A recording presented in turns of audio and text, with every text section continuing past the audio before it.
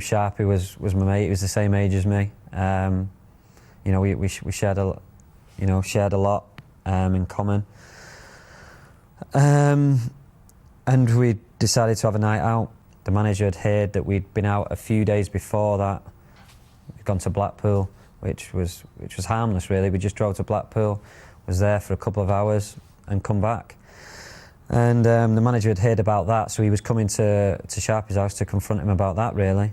And the manager turned up and there were a couple of girls that Giggsy knew sat on my couch, and one of Giggsy's mates had got the only 2 bottles of beer in my house. One of the young lads was walking through the kitchen with no shirt on looking for an ironing board. And he's knocked on the door, my mate's answered the door, and he's just come flying in, threw everyone out. A few of the apprentices are hid in the wardrobes that he still doesn't know to this day who they were. So they got away with it, but I was right in the firing line. I was stood right in the kitchen talking to a couple of girls, and I just seen him coming towards me. And Sharpe, I think, is upstairs doing his hair in the mirror, and I think my mate's gone walking up the stairs and says, your gaffer's here, and he's gone, yeah, of course he is, yeah.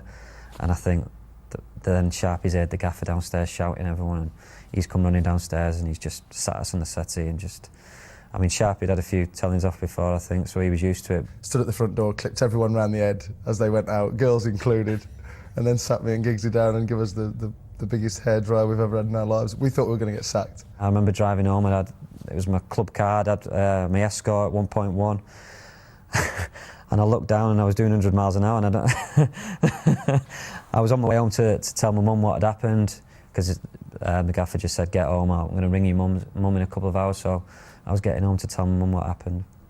Alex Ferguson doesn't like anybody getting distracted from football. He likes them to eat, breathe and sleep football, and sometimes it's difficult to do that as a young lad, and you do get a little bit distracted, but I don't think his performance has ever really suffered from it, so like I said, I don't think he was ever...